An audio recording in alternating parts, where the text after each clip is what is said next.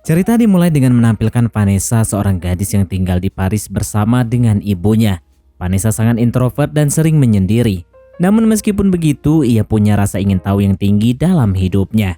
Ibunya yang berasal dari kalangan sastra sering menghadiri acara rekan-rekannya sesama sastrawan, yang mana salah satu tamu prianya bernama Gabriel Maef.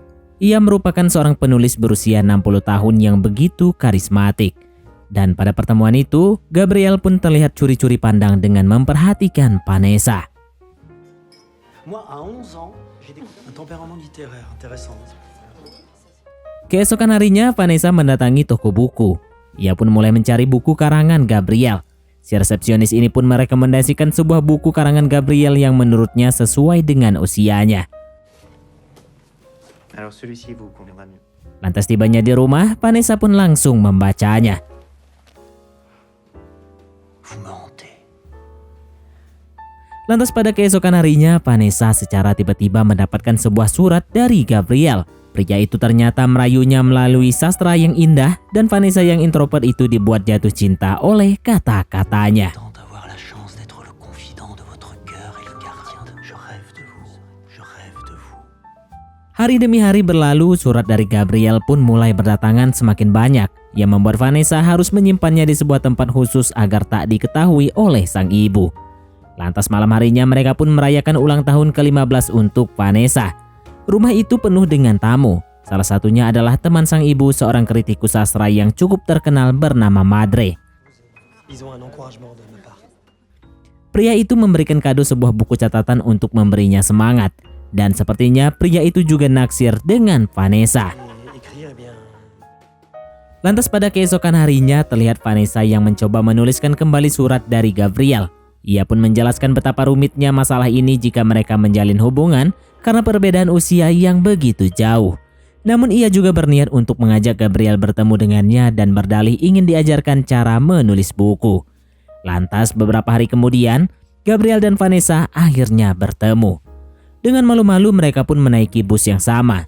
Sesaat kemudian mereka pun tiba di apartemen Gabriel.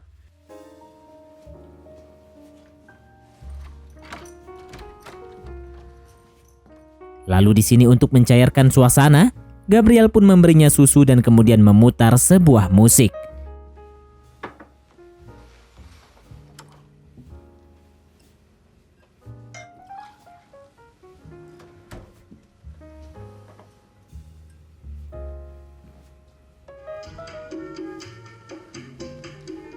Ia kemudian duduk di sebelahnya dan enggak pakai banyak cincong, pria itu langsung mempatuk Vanessa.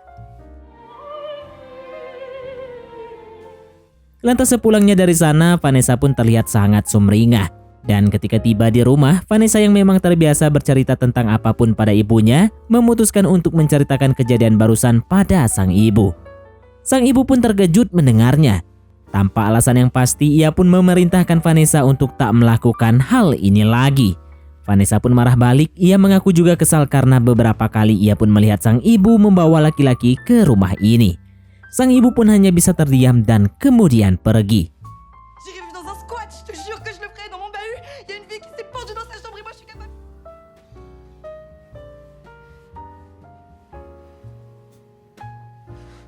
Hari demi hari berlalu, Vanessa dan Gabriel jadi sering bertemu.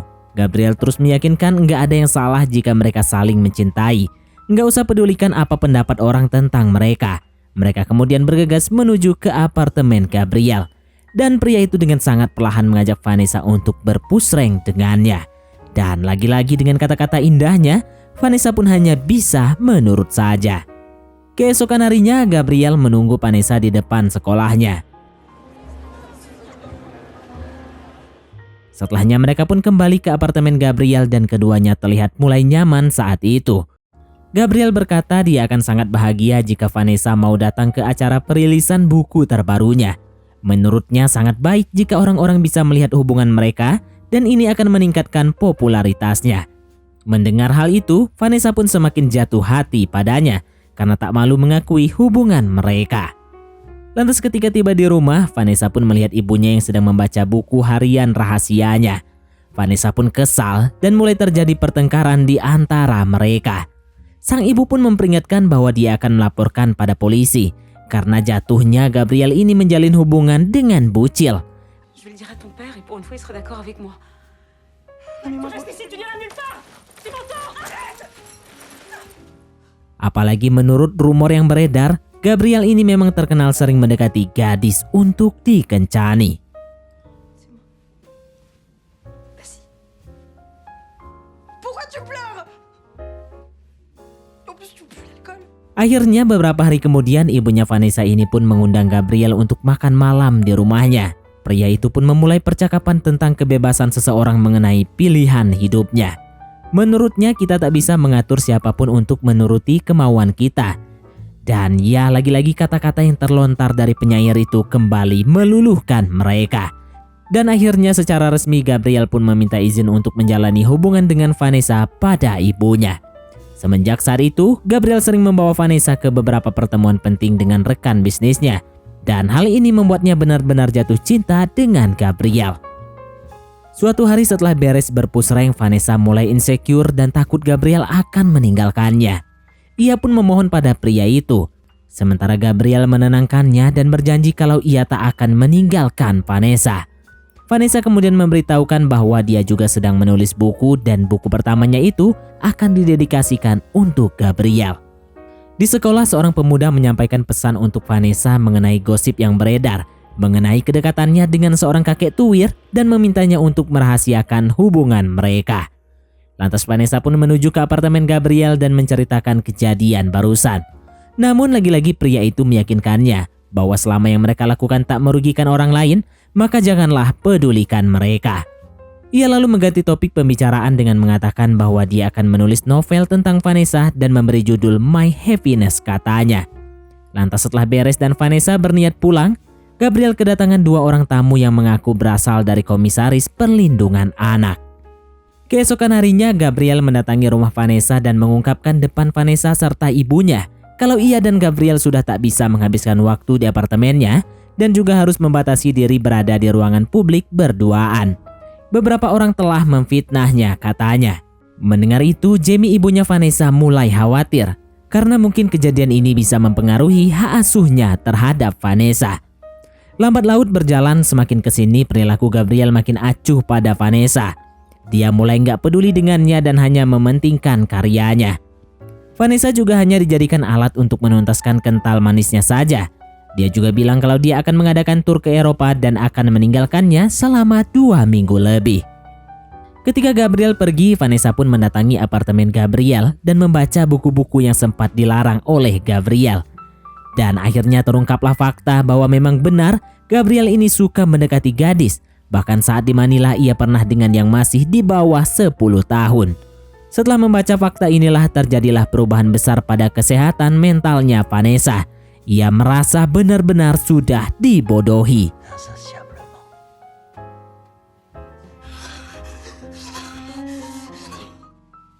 Singkat cerita, sekembalinya Gabriel ke rumahnya, ia pun menceritakan pada Vanessa bahwa ia mendapatkan cek yang sangat besar. Tetapi Vanessa memotong dan mengatakan kalau dia telah membaca semuanya. Vanessa mulai tak bisa mengontrol dirinya. Gabriel secara perlahan telah merusak psikologisnya dengan kata-kata sastranya itu. Je t'aime. Si, je t'aime. Je ne suis donc pas encore tout à fait ce qu'on appelle une bonne femme. Déshabille-toi, s'il te plaît. Beberapa hari kemudian Vanessa yang kala itu sedang bersama temannya. Dari kejauhan gak sengaja ia justru melihat Gabriel sedang bersama seorang wanita. Saat itu Vanessa pun langsung menuju ke apartemen Gabriel dan menemukan buku catatan yang terbuka. Yang mana ternyata catatan itu adalah surat untuk seorang wanita. Gabriel tiba-tiba muncul dan mengatakan kalau apa yang ia tulis tidaklah nyata, hanya fiktif katanya. Vanessa pun gak percaya dan langsung marah balik. Non, tu n'as pas été. Ia membuka jendela dan berniat untuk meluncur, namun untungnya segera ditahan oleh Gabriel. Vanessa kemudian pergi dan menyusuri jalan sembari menangis.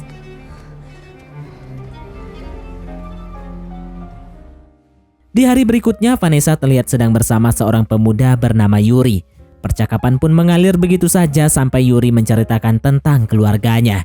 Dia juga mengaku telah memiliki kekasih namun berada di Rusia.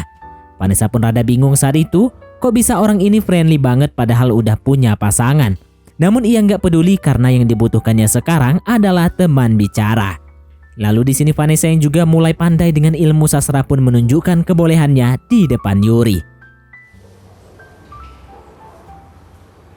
Elle est plus intéressante que moi.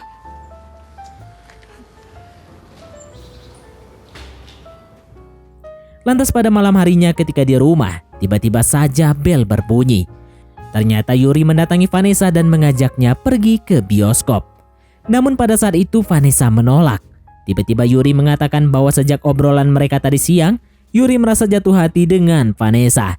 Ia bahkan berencana untuk meninggalkan kekasihnya yang berada di Rusia. Vanessa pun hanya bisa terdiam. Malam harinya dengan begitu beratnya, Vanessa pun menuliskan sebuah surat perpisahan untuk Gabriel. Dia memilih untuk melupakannya dan membuka kesempatan untuk Yuri. Lantas keesokan harinya pria itu muncul di depan sekolah. Namun Vanessa memilih pergi dan mengacuhkannya. Pada saat di rumah, Gabriel juga menelponnya terus-menerus namun Vanessa tetap mengacuhkannya. Vanessa justru memberitahukan ibunya tentang kedekatannya dengan seorang pemuda yang jauh lebih baik dari Gabriel. Sang ibu pun turut bahagia mendengarnya. Hari demi hari berlalu, kedekatan antara Vanessa dengan Yuri pun menjadi semakin dekat. Hingga pada akhirnya Vanessa pun mau berpusreng untuk pertama kalinya selain dengan Gabriel. Lantas ketika tiba di rumahnya, Vanessa pun menemukan beberapa surat yang belum dibaca. Surat itu berasal dari Gabriel. Ia menyebutkan kegalauannya semenjak tak bertemu lagi dengan Vanessa. Untungnya Vanessa tak terpengaruh dan hanya menghiraukannya. Lantas keesokan harinya ketika berada di kafe untuk mengerjakan tugas, secara nggak sengaja ia malah bertemu dengan Gabriel bersama dengan teman-temannya. Yang mana saat itu ternyata ia sedang merayakan dirinya yang berhasil menaklukkan Sofia ini. Vanessa sedih tentunya karena baru kemarin pria itu baru saja mengirimkan surat yang menunjukkan kegalauannya. Namun saat itu ia pun tahu kalau Gabriel bukanlah pria yang baik. Ia kemudian memutuskan untuk pulang lalu mengubah penampilannya agar tak dianggap bucin lagi dan film pun tamat. Oke, baiklah, mungkin sampai di sini saja teman-teman untuk alur cerita film kita kali ini.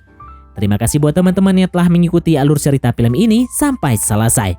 Sekian dari Mimin, sampai jumpa di konten berikutnya.